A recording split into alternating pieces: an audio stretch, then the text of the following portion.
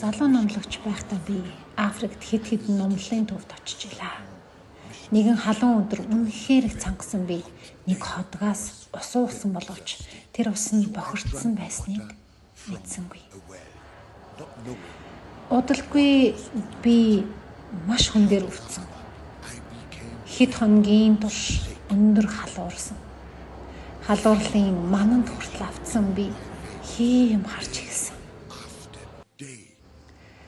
Хар томоо хүнж шиг зүйл над руу бууж ирж байгаа юм мэт санагдсан. Тэгээд би дотроо энэ бол үхэл байна. Тийм ээ, энэ бол үхэл юм байна. Би үхэж байна гэж би бодсон. Гэтэл гинэт ямар нэг хоолойг сонссон. Хэн нэгэн миний төлөө залбирч байгаа тийм хоолой. Энэ нь миний аавын амьдарч исэн Германы хойд хэсгийн сүмийн нэг эмэгтэйн хоолой байсан. Тэр эмэгтэй бурханд намайг авраач гэж чин сэтгэлээсээ буян залбирч исэн. Яг тэр мөчөд миний халуун бууж эхэлсэн. Би яажмаар итгэрч байлаа. Түүний дараа би аавдаа захаа бичиж тэр эмэгтэй дээр очиод яг тэр өдөр юу болсон талаар асуухыг хүссэн.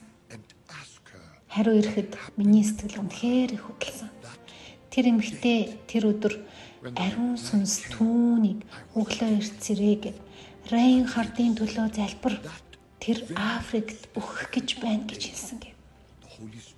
Тэр эмэгтэй хэдэн цагийн турш тасралтгүй миний төлөө залбирч эцэст нь тийм байж чадлаа гэж мэдэрсэн байна. Германы хойд зүгт тэр эмэгтэй залбирч тэр өдөр Лесотод миний халуунж бас буусан.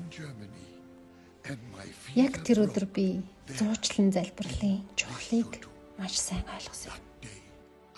Үнэхээр үйлчлдэг юм байна гэдгийг.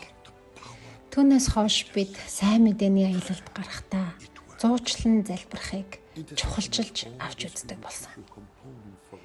Ингэжл би залбирлын хүчийг залуу байхдаа ойлгосон байдаг юм.